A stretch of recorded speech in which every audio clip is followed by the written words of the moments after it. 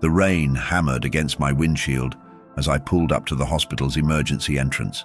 It was nearly midnight, and I'd been driving for Uber for 12 hours straight. The passenger request seemed odd. Pick up at the ER, destination listed as nearest church. I'd seen stranger things in my 5 years of driving, but something about this ride felt different. An elderly man in clerical clothing emerged from the automatic doors, moving slowly but with purpose. His face was pale, almost ghostly, under the harsh fluorescent lights. As he approached my car, I noticed his hands trembling, not from the cold, but from something deeper.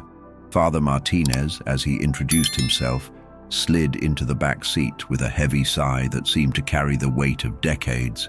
"Please," he whispered, his voice barely audible over the rain, "take me to St. Catherine's. It's on 5th Street. I adjusted my rearview mirror and caught sight of his eyes. They were filled with tears that he was desperately trying to hold back. In all my years of driving, I'd learned to read passengers quickly. Some wanted conversation, others preferred silence. But Father Martinez was different. He radiated an urgency that made my skin crawl. As we pulled away from the hospital, he clutched a small leather journal against his chest, like it contained the secrets of the universe. The streetlights cast eerie shadows across his weathered face, and I couldn't shake the feeling that whatever had happened in that hospital had fundamentally changed him. His breathing was shallow, almost panicked. The silence in the car was suffocating. I'd driven priests before, usually quiet, contemplative rides to evening services or community events. But this felt like I was transporting a man fleeing from something unspeakable. If you're enjoying this mysterious journey, hit that subscribe button and turn on notifications. You won't want to miss what happens next. "Driver," Father Martinez's voice cracked as we stopped at a red light. "Have you ever witnessed something that challenged everything you believed in?" His question hung in the air like incense, heavy and lingering. I glanced at him through the mirror again, noting how his knuckles had turned white from gripping that journal so tightly. I'd been asked many things during late-night rides: relationship advice, life philosophy, even confession-like admissions from strangers who'd never see me again. But there was something in the priest's tone that made me pause. "I suppose we all have moments like that, Father," I replied carefully, sensing he needed to talk more than he needed an answer. "Tonight, I was called to perform last rites," he continued, his voice growing stronger but more haunted. "Room 314. A young woman, barely 25, dying from complications after a routine surgery. Her family had requested me specifically. The traffic light turned green, but I found myself driving slower, as if rushing might somehow break the spell of his confession." He opened the journal slightly, and I caught a glimpse of handwritten pages filled with what looked like names and dates. "She whispered something to me before she passed," he said, his voice dropping to almost a whisper. "Something that connected to a case I've been investigating privately for months. Something that shouldn't be possible." The priest's reflection in my mirror looked like a man who'd seen a ghost. His eyes darted between the journal and the window, as if he was afraid someone might be following us. The rain continued its relentless assault on the car, creating a cocoon of isolation that seemed to encourage his dark revelations. Whatever that dying woman had told him, it had shaken his faith to its very core. Father Martinez's breathing became more labored as we navigated through the empty downtown streets. "This journal," he said, holding it up slightly, "contains records of confessions I've heard over the past 15 years. Not the sacramental kind. Those secrets die with me. These are different. These are admissions people made thinking they were dying, only to recover later." The implications of what he was saying began to sink in. I'd heard about deathbed confessions before, but the idea that someone was keeping records seemed to violate every principle of pastoral confidentiality I could imagine. "Father, should you be telling me this?" I asked, genuinely concerned for both of us. "Under normal circumstances, absolutely not," he replied, his voice gaining a desperate edge. But tonight changed everything. The woman in room 314, Sarah Chen, she told me about a murder that happened 7 years ago. A murder that 3 different people have confessed to me over the years, each thinking they were about to die. His hands were shaking more violently now. I pulled into a 24-hour diner's parking lot. needing a moment to process what I was hearing. The neon sign cast an eerie red glow across the priest's face, making him look almost demonic in the darkness. 3 people confessed to the same murder, I asked, turning to face him directly for the first time since he'd entered my car. Not just confessed, he said, opening the journal to a page marked with a black ribbon. Each one provided details that only the killer could know, details that were never released to the public, details that perfectly matched the other confessions. The journal's pages seemed to flutter in the artificial light, like the wings of some dark creature preparing to take flight. The diner's parking lot was nearly empty, save for a few long-haul truckers grabbing late-night coffee. Father Martinez continued to clutch his journal, his eyes darting between its pages and the rain-streaked windows. The first confession came from Marcus Webb, a construction worker who'd been in a car accident. He was convinced he was dying from internal bleeding. He told me he'd killed a young college student named Jennifer Morrison 7 years prior, said he'd followed her home from a bar, attacked her in her apartment, and made it look like a robbery gone wrong. The priest's voice was steady now, as if reciting these dark details had become a practiced ritual. He described her apartment layout perfectly, mentioned a specific jewelry box he'd left untouched, even knew about a birthmark on her shoulder that was never mentioned in news reports. I felt a chill run down my spine. But he survived, I asked, though I already knew the answer from the way the priest was building his story. The rain seemed to be getting heavier, creating a wall of sound that made our conversation feel even more isolated from the world outside. He recovered completely, made a full confession to me, then walked out of that hospital and resumed his life as if nothing had happened. Father Martinez flipped to another page, marked with a different colored ribbon. 2 years later, I got another call. Different hospital, different patient. Elena Rodriguez, overdose victim, also convinced she was dying. She confessed to the exact same murder with the exact same details. The jewelry box, the apartment layout, even the birthmark. But she added something Marcus hadn't mentioned. She knew about a hidden key under a fake rock by the victim's door. The priest's eyes met mine in the mirror, and I could see the torment that had been eating at him for years.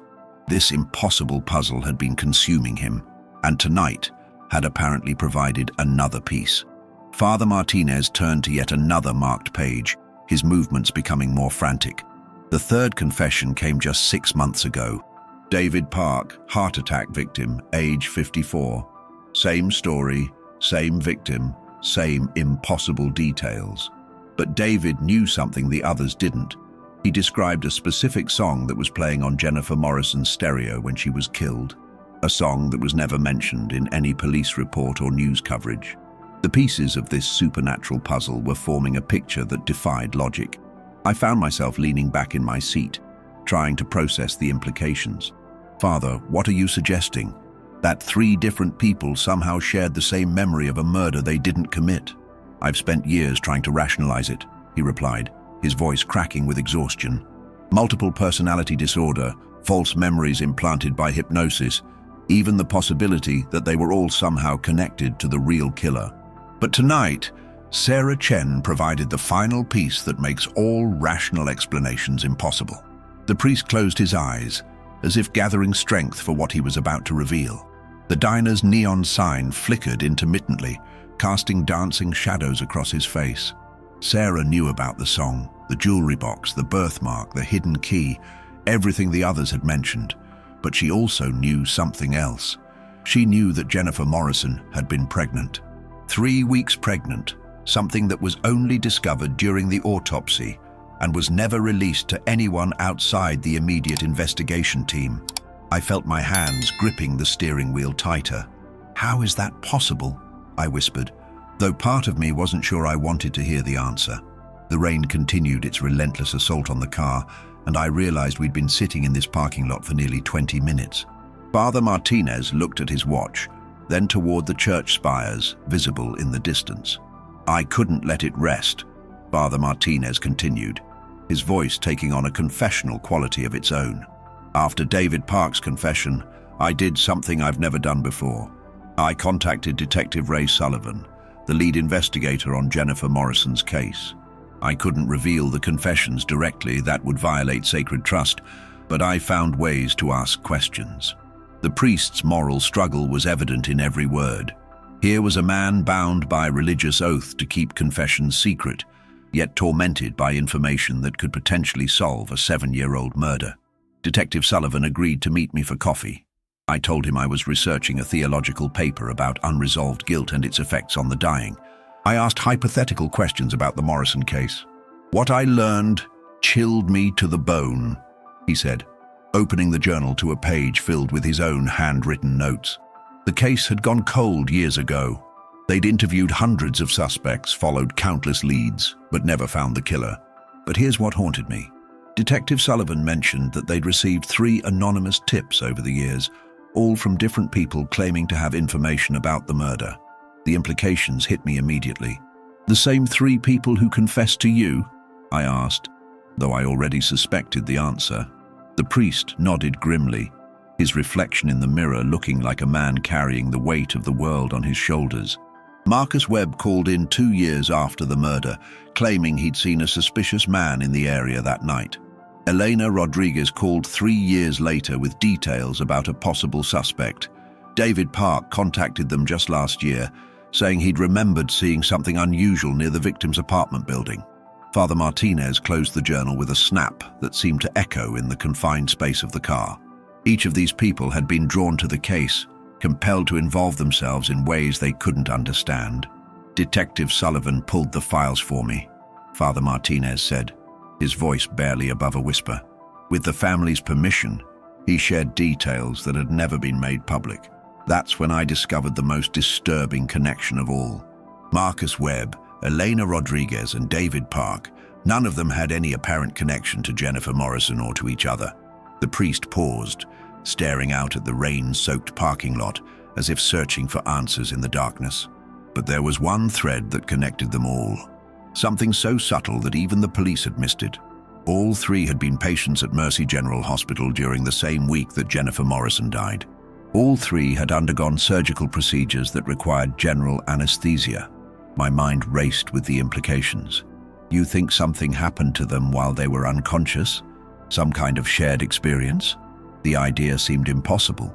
Yet it was the only explanation that made any sense given the bizarre circumstances the priest was describing. I researched everything I could about near-death experiences, shared consciousness, even medical explanations for false memories. But nothing could account for the specific, accurate details that all 4 people knew about Jennifer Morrison's murder.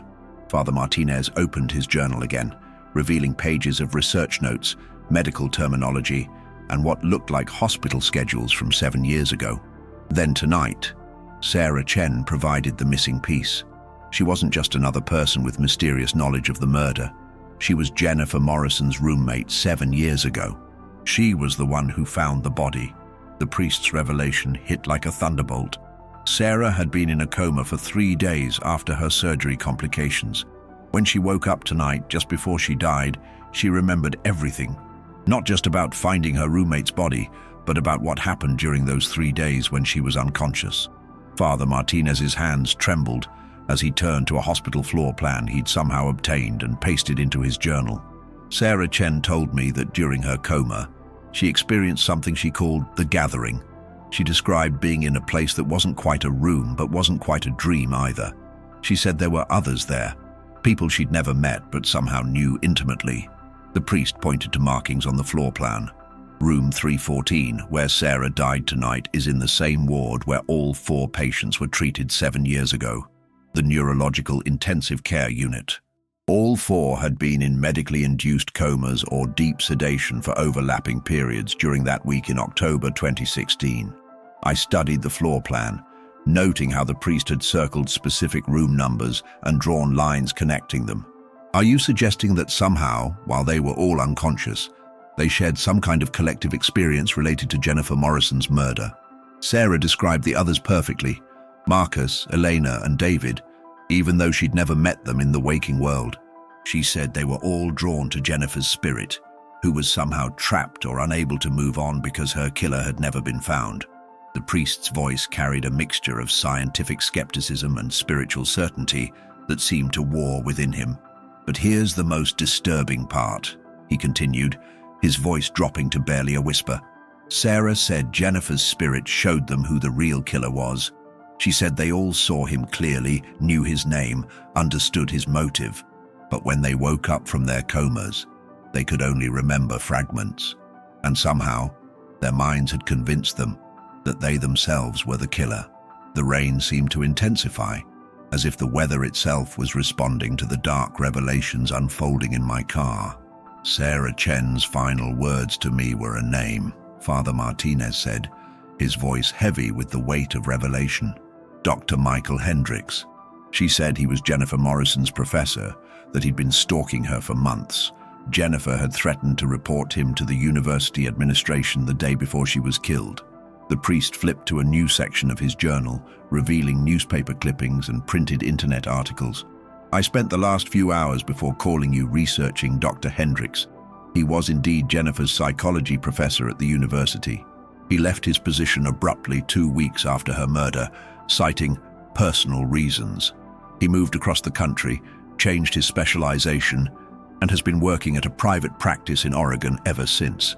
I felt a chill as the pieces began falling into place. So the 4 coma patients somehow witnessed the murder from, what, some kind of spiritual plane? And their subconscious minds absorbed the guilt because they couldn't process what they'd experienced.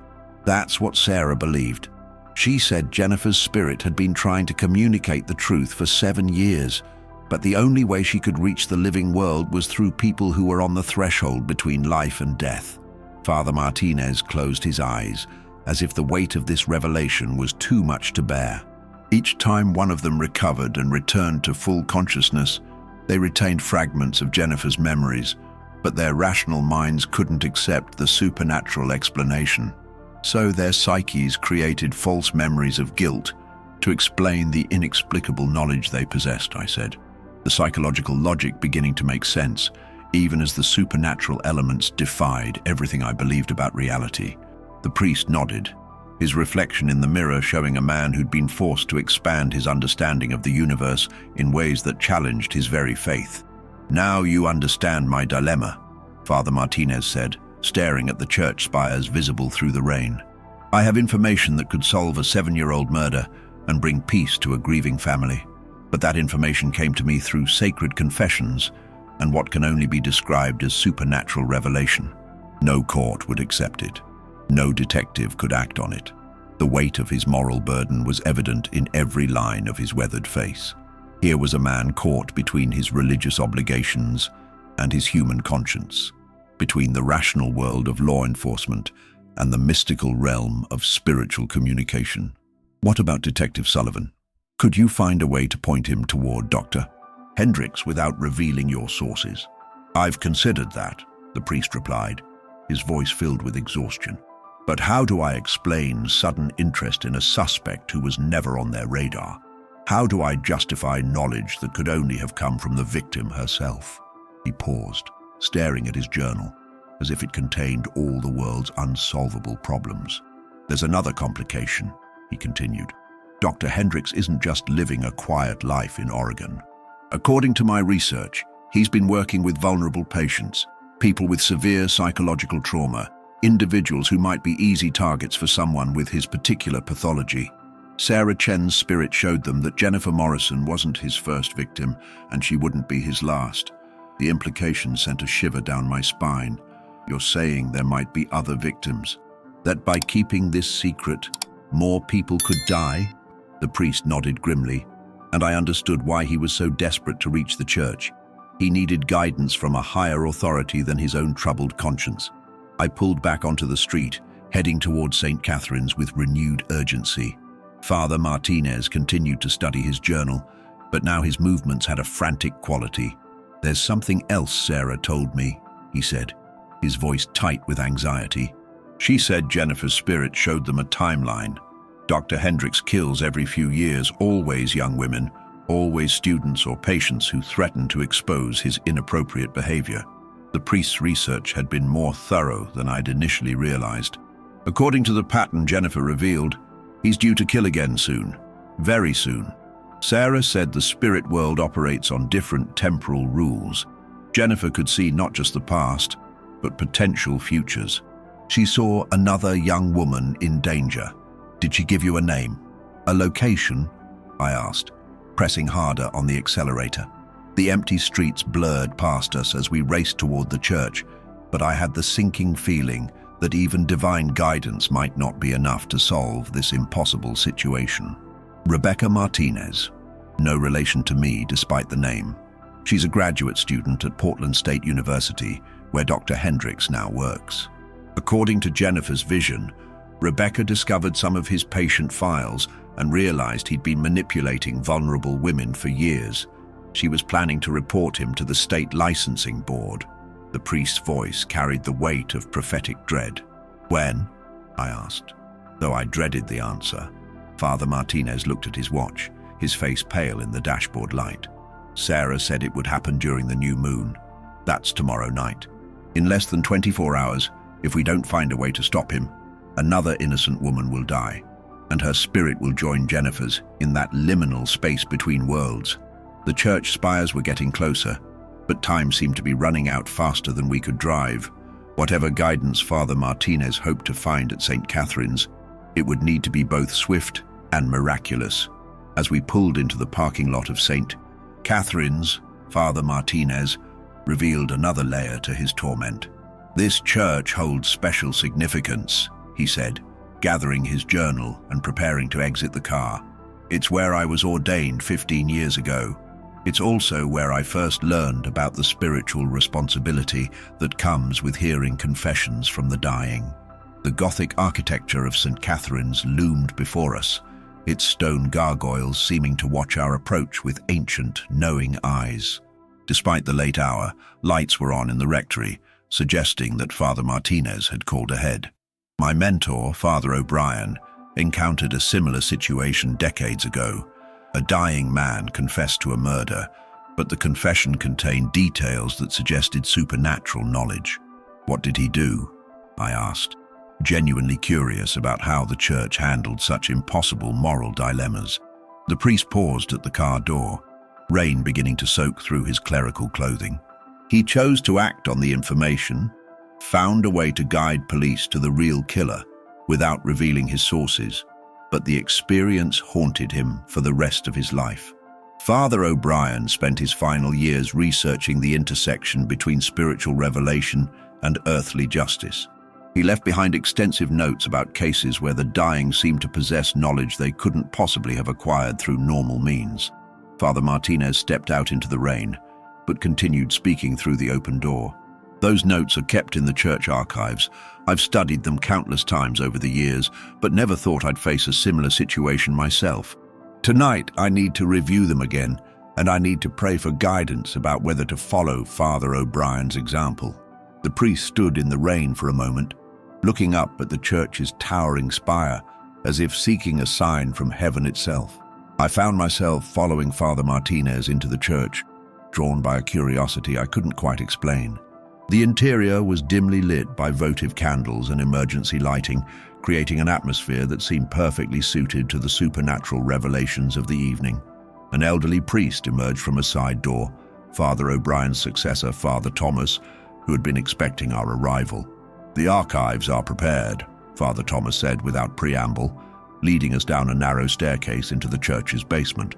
"I've pulled all of Father O'Brien's research on supernatural confessions and spiritual intervention. I must warn you, Martinez, once you read these files, you'll understand the full weight of the decision you're facing."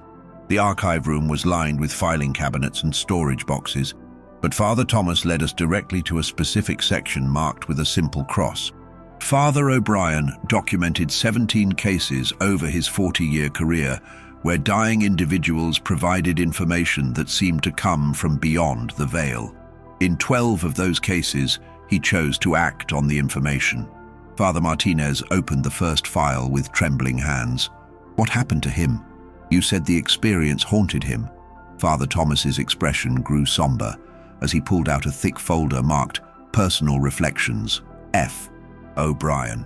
He saved lives, solved crimes, brought closure to grieving families, but he also carried the burden of knowledge that challenged everything he'd been taught about the boundaries between the spiritual and physical worlds. Father Thomas opened the folder, revealing pages of handwritten notes in an elderly priest's careful script. He believed that God sometimes uses the dying as messengers, but he also worried that acting on such revelations might be overstepping divine will. The files contained detailed accounts of murders solved, missing persons found, and justice served through supernatural intervention. But they also contained Father O'Brien's growing anguish about the spiritual and ethical implications of his actions. Father Martinez spread several of Father O'Brien's case files across the archive table, his eyes scanning decades of supernatural encounters. "Look at this pattern," he said, pointing to dates and circumstances. In every case where Father O'Brien chose to act, the dying person had been in some form of medical crisis that brought them close to death. Comas, cardiac arrest, severe trauma. And in every case, Father Thomas added, the information they provided was both accurate and impossible to obtain through normal means. But there's something else you need to see. He pulled out a separate file marked Consequences, Unintended Results. The file contained follow-up reports on the cases where Father O'Brien had intervened. While justice had been served in most instances, there had been unexpected repercussions. 3 of the people who received these supernatural revelations experienced ongoing spiritual disturbances after they recovered. Father Thomas explained, they reported continued contact with spirits, an inability to distinguish between dreams and visions, and in one case, complete psychological breakdown. Father Martinez looked up from the files, his face pale with realization. Marcus Webb, Elena Rodriguez, and David Park. They've all been living with fragmented memories and false guilt for years. If I act on Sarah Chen's revelation, will I be helping them find peace or condemning them to further spiritual torment? That's the question Father O'Brien wrestled with until his death, Father Thomas replied. He came to believe that some souls are chosen to serve as bridges between worlds, but that such service comes with a price. The question becomes, is the price worth the lives that might be saved? The archive room fell silent except for the sound of rain against small basement windows. The weight of divine responsibility seemed to press down on all of us as we contemplated the impossible choice before Father Martinez. Are you captivated by this supernatural mystery? Make sure to like this video and share it with someone who loves unexplained phenomena. This story is about to take an even more incredible turn. Father Thomas pulled out a modern laptop, incongruous among the ancient files and religious artifacts. Before you make your decision, there's something you need to see, he said, opening a secure database. I took the liberty of researching Dr. Michael Hendricks after you called. What I found confirms your worst fears. The screen displayed a series of news articles and police reports spanning several years.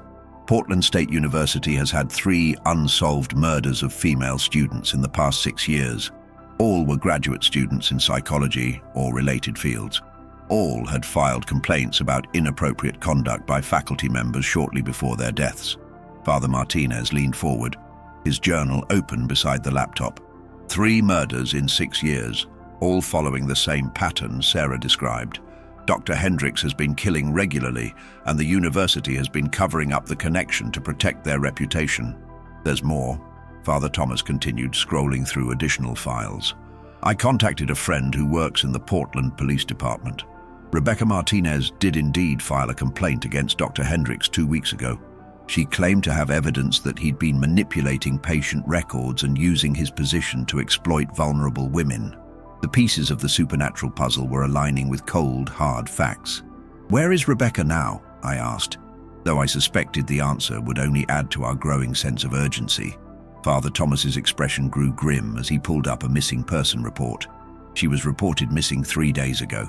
Her roommate said she'd been receiving threatening phone calls and had become increasingly paranoid about being followed. Campus security found her car abandoned in a parking garage, but there's been no trace of her since. The implications were clear. Dr. Hendricks had already begun his next attack, and Rebecca Martinez was running out of time. Father Martinez closed his eyes and placed his hands on Father O'Brien's files, as if seeking guidance through physical contact with his predecessor's work. Father Thomas, in your opinion, what would O'Brien do in this situation? With a life hanging in the balance and clear evidence that the supernatural revelation aligns with earthly facts, He would act, Father Thomas replied without hesitation, but he would also prepare for the spiritual consequences that might follow. O'Brien believed that when God provides knowledge through supernatural means, it comes with an obligation to use that knowledge responsibly. He pulled out one final file, this one marked Emergency Protocols. O'Brien developed a system for acting on supernatural revelations while protecting the sanctity of confession. He would find ways to guide law enforcement toward the truth without revealing his sources. Anonymous tips, carefully worded suggestions, connections that seemed coincidental but weren't. Father Thomas opened the protocol file, revealing detailed instructions for spiritual intervention. The key is to plant seeds of investigation rather than providing direct accusations. Let the police discover the evidence through their own methods, guided by carefully placed hints. Father Martinez studied the protocols with growing understanding, his moral dilemma beginning to resolve into a plan of action. "But we have less than 24 hours, I interjected, still amazed that I'd become part of this supernatural conspiracy. How can we guide an investigation that quickly without being obvious about our involvement? Father Thomas smiled grimly, pulling out a cell phone and a list of contacts. O'Brien's network still exists. Priests, detectives, social workers, and others who understand that sometimes divine intervention requires earthly cooperation. We make the calls tonight, and by morning, Dr. Hendricks will find himself under investigation from multiple angles. The plan was audacious, but it seemed to be our only hope of saving Rebecca Martinez while honoring the spiritual obligations that bound Father Martinez. Father Thomas began making calls while Father Martinez and I reviewed the specific details from his journal. The network that Father O'Brien had established decades earlier was still operational, a loose confederation of individuals who had encountered supernatural revelations and understood the delicate balance between spiritual knowledge and worldly action. Detective Sarah Kim in Portland, Father Thomas said, covering the phone's mouthpiece. She's worked with our network before. I'm telling her that an anonymous source has provided information about a connection between the 3 unsolved murders at Portland State. He returned to his conversation, carefully planting seeds of investigation without revealing the supernatural source of our knowledge. Meanwhile, Father Martinez was transcribing specific details from his journal, details that only the killer could know, provided by Jennifer Morrison's spirit through Sarah Chen's dying confession. Dr. Hendricks keeps trophies from his victims, he read from his notes. A silver bracelet from Jennifer, a class ring from the first Portland victim, and a distinctive pen from the second Portland victim. Sarah Chen said Jennifer's spirit showed them where he hides these items, in a safety deposit box at First National Bank in Portland, under an assumed name, Michael Henderson. Father Martinez looked up from his journal, his eyes reflecting both hope and terror. If the police can get a warrant to search that box, they'll have physical evidence linking him to all the murders. Father Thomas finished his call and immediately dialed another number. Now I'm calling Father Rodriguez at St. Mary's in Portland. He has contacts in the district attorney's office. By morning, Dr. Hendricks will be under surveillance, and Rebecca Martinez will have police protection, assuming we can find her in time. The archive room had transformed into a command center for divine intervention, with centuries-old spiritual protocols being implemented through modern technology.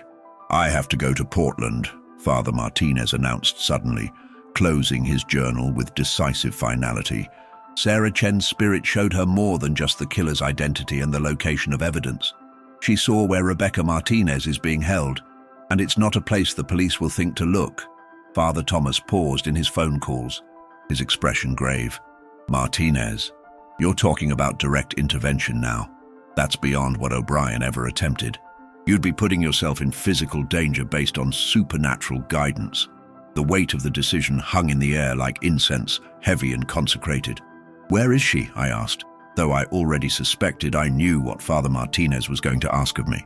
His eyes met mine with a mixture of desperation and determination that I'd seen in passengers before, people who had reached the point where action was the only alternative to despair. Dr. Hendricks owns a cabin in the Cascade Mountains, about 2 hours east of Portland. It's registered under his mother's maiden name, so it wouldn't show up in a standard background check. Sarah said Rebecca is being held there, alive but sedated, while he prepares for the final ritual. Father Martinez stood up, gathering his journal and preparing to leave. "You're asking me to drive you to Portland? That's a 6-hour trip, and we'd be acting on information that came from..." I paused, still struggling to accept the supernatural elements of our situation. From a dead woman's spirit, channeled through a dying confession. "I'm asking you to help me save a life," Father Martinez replied simply. "Everything else, the source of the information, the spiritual implications, the risk to ourselves, is secondary to that imperative." Father Thomas nodded his agreement, his phone calls having established a network of support that would swing into action as soon as we could provide Rebecca's location. We left St. Catherine's at 3 a.m., my Uber transformed from a simple ride-sharing vehicle into a chariot for divine intervention. Father Martinez had armed himself with more than just spiritual guidance. Father Thomas had provided a GPS device loaded with the exact coordinates of Dr. Hendrick's mountain cabin, obtained through the church's extensive network of contacts. The highway stretched before us like a ribbon of possibility and peril. Father Martinez spent the first hour of our journey on the phone with Detective Kim in Portland, carefully feeding her information that would lead to search warrants and surveillance operations. "An anonymous source has provided credible information about the Portland State murders," he told her, his voice steady despite the supernatural origin of his knowledge. "The suspect is Dr. Michael Hendricks, psychology professor. He maintains a safety deposit box under the name Michael Henderson at First National Bank. The box contains physical evidence linking Father Miguel's hands trembled as he opened the leather-bound journal, its pages yellowed with age and secrets. The candlelight flickered across handwritten entries that spanned decades, each one more disturbing than the last. "This belonged to Father Antonio," he whispered, his voice barely audible in the sacred silence. "He documented everything, every confession, every cover-up, every child who came forward." The weight of the revelation hit me like a physical blow, understanding finally dawning about why we were truly here. The entries detailed a systematic pattern of abuse and institutional protection that had poisoned this holy ground for generations. Father Antonio had been both perpetrator and documenter, keeping meticulous records of his crimes while the church hierarchy shuffled him from parish to parish. "He confessed to me on his deathbed," Father Miguel continued, tears streaming down his weathered face. "Not to God, but to me personally. He wanted someone to know the truth, to carry the burden he could no longer bear alone. My passenger's breathing had become labored, each page turn revealing fresh horrors that connected to his own buried trauma. The names, the dates, the locations, everything aligned with the fragmented memories he'd spent decades trying to suppress. I wasn't the only one," he whispered, his voice breaking with the realization that his childhood nightmare had been part of something far more extensive and calculated. The isolation he'd carried for so long began to crack under the weight of this terrible validation. Father Miguel closed the journal and looked directly at my passenger with eyes full of compassion and regret. "The church failed you, failed all of you. This documentation proves it beyond any doubt." The admission hung in the air like incense, heavy with the gravity of institutional betrayal and the beginning of something that might eventually resemble justice. The silence that followed was pregnant with possibility and pain. As we sat in that circle of candlelight surrounded by the evidence of decades of covered-up crimes, I realized we had stumbled into something much larger than one man's quest for closure. This was the beginning of a reckoning that would shake the very foundations of faith and trust in this community. Father Miguel revealed that the journal was just the beginning. Hidden beneath the altar lay a metal box containing photographs, letters from church officials, and financial records showing hush money payments. Father Antonio wasn't acting alone, he explained as we descended into the church basement, our footsteps echoing in the darkness. There was an entire network, bishops who knew, administrators who facilitated transfers, counselors who silenced victims. The scope of the conspiracy was breathtaking in its calculated cruelty and systematic nature. The basement felt like a tomb, filled with boxes of documents that represented decades of covered-up crimes and shattered lives. Each file told a story of a child's innocence stolen and a family's trust betrayed, all protected by the very institution meant to provide sanctuary and guidance. "I've been gathering evidence for 3 years," Father Miguel admitted, his voice echoing off the stone walls. "Ever since Antonio's confession, I couldn't sleep knowing the truth was buried with him. My passenger moved through the evidence like a man walking through his own graveyard, recognizing names of other children from his neighborhood, his school, his own family's social circle. "My cousin Danny," he whispered, holding up a file with shaking hands. "He changed after that summer camp. We all thought he was just being difficult, acting out. The realization that his trauma was part of a web that had ensnared so many others was both devastating and strangely comforting.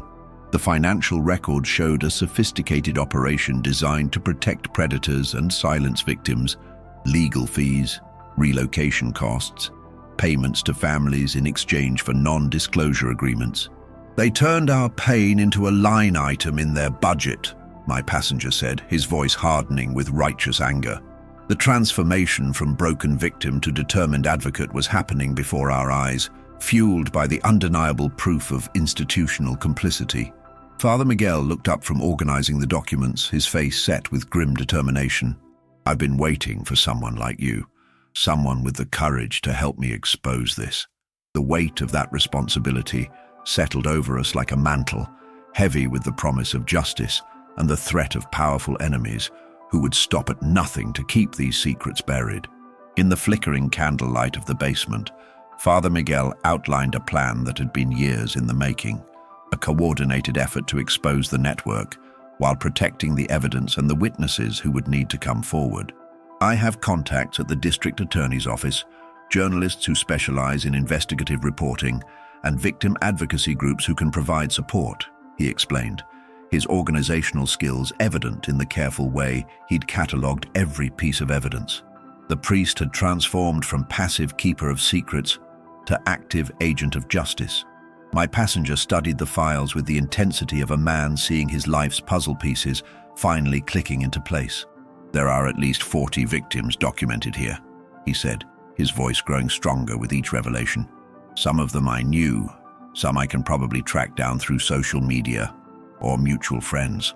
The isolation that had defined his adult life was giving way to a sense of purpose and connection he'd never experienced before. The evidence was overwhelming but also dangerous. Powerful people had invested decades in keeping these secrets buried, and they wouldn't hesitate to destroy anyone who threatened their carefully constructed walls of silence. "We'll need to be strategic," Father Miguel warned, his eyes reflecting both hope and fear. "Copy everything, distribute it to multiple sources simultaneously, and prepare for a backlash that will test every ounce of courage we possess." As we worked through the night, organizing documents and planning our approach, I realized I was witnessing something extraordinary, the birth of a movement that would ripple far beyond this small church basement. The three of us, brought together by chance and bound by purpose, were about to challenge one of the most powerful institutions in the world. The magnitude of what we were undertaking was both terrifying and exhilarating. The first light of dawn was beginning to filter through the basement windows when Father Miguel made a decision that would change everything. "I'm going to break my vows of obedience to the church hierarchy," he announced quietly. "Some loyalties are more important than others, and my loyalty belongs to the victims, not the institution that failed them." The die was cast, and there would be no turning back from the path we'd chosen. 3 days later, we sat in a downtown coffee shop, waiting for Sarah Martinez, the investigative journalist Father Miguel had contacted through encrypted channels. My passenger had spent those days reaching out to other potential victims, using the names from the files to make connections he'd never thought possible. Danny remembered everything, he told us, his voice carrying both sadness and relief. He's been waiting 30 years for someone to believe him, to validate what he went through. Sarah arrived exactly on time, a sharp-eyed woman in her 40s who carried herself with the confidence of someone who'd spent years taking on powerful institutions and winning. "I've been investigating clerical abuse cases for over a decade," she said, after Father Miguel made the introductions. but I've never seen documentation this comprehensive or damning. Her eyes lit up as she reviewed the evidence we'd carefully selected to share, recognizing the potential for a story that could change everything. The meeting lasted 4 hours, with Sarah asking pointed questions about verification, source protection, and our willingness to go public, despite the inevitable retaliation. The church has armies of lawyers and public relations specialists, she warned us. They'll attack your credibility, dig into your personal lives, and make you wish you'd never spoken up. But my passenger had found a strength he didn't know he possessed, forged in the basement of that church and tempered by the knowledge that he wasn't alone. Father Miguel surprised us all by producing a digital recorder and formally stating his willingness to go on the record with everything he knew. I've already contacted the Vatican's office for investigating clerical abuse, he announced. I want them to know that this is coming, that they have a choice between cooperation and exposure. The boldness of his approach took even Sarah by surprise, but she recognized the strategic value of giving the institution a chance to respond before publication. As we prepared to leave the coffee shop, Sarah handed us each a secure phone and detailed instructions for maintaining communication while staying safe. This story will take months to fully develop and verify, she explained. But when it breaks, it's going to be front-page news across the country. The weight of that responsibility settled over us as we stepped back into the ordinary world, carrying secrets that would soon reshape everything. 6 months into our investigation, the network of victims and allies had grown beyond anything we'd initially imagined possible. My passenger had become an unofficial coordinator, helping other survivors find their voices while working with therapists and advocates to ensure everyone had the support they needed. We're up to 63 confirmed victims, he reported during one of our weekly meetings at Father Miguel's apartment, and Sarah's editors have given the green light for a full investigative series. The church's response had been swift and predictable. Private investigators following us, legal threats delivered through intermediaries, and attempts to discredit Father Miguel's mental health and motivations. They offered me a transfer to a monastery in Montana, he told us with dark humor, complete with a generous pension and a promise that my health issues would be properly managed. But the priest had found his calling in this fight for justice, and no amount of institutional pressure could shake his resolve. Sarah's investigation had uncovered connections that reached into the highest levels of the church hierarchy, with evidence of a cover-up that spanned multiple states and decades.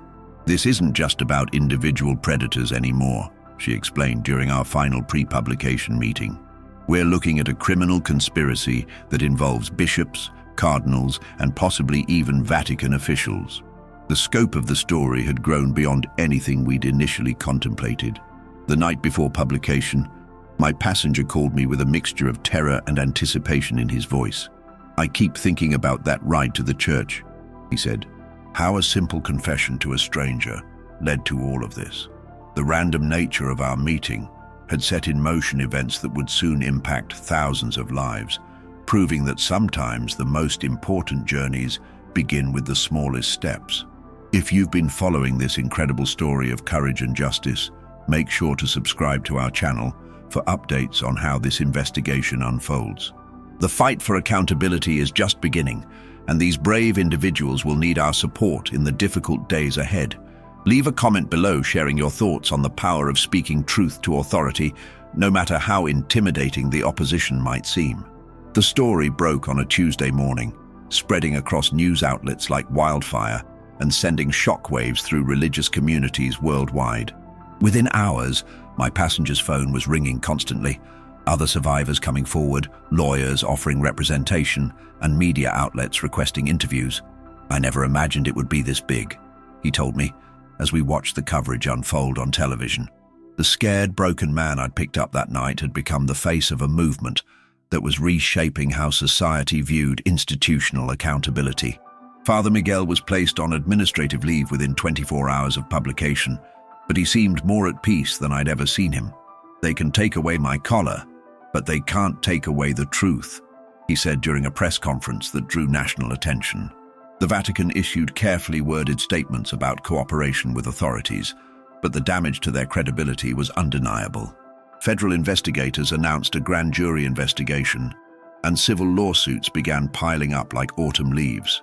Sarah's reporting earned her a Pulitzer Prize nomination, but more importantly, it sparked similar investigations in dozens of other cities where the same patterns of abuse and cover-up had been allowed to flourish.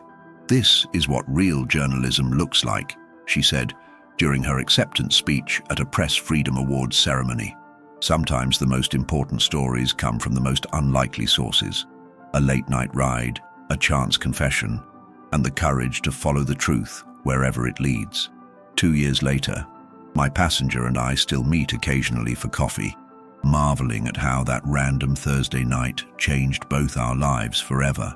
He's now the director of a victim advocacy organization, helping other survivors navigate the complex process of seeking justice and healing. "I spent 40 years thinking I was alone," he reflects.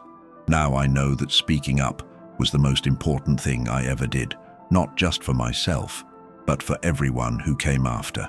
The church where it all began has been converted into a community center for abuse survivors, with Father Miguel serving as a counselor and advocate. Sometimes the most profound transformations begin with the simplest acts of human connection: a stranger willing to listen, a priest choosing conscience over institution, and the recognition that some secrets are too important to keep buried. Thank you for joining us on this incredible journey of courage, truth, and redemption. If this story moved you, please like this video and share it with others who might need to hear this message of hope and justice.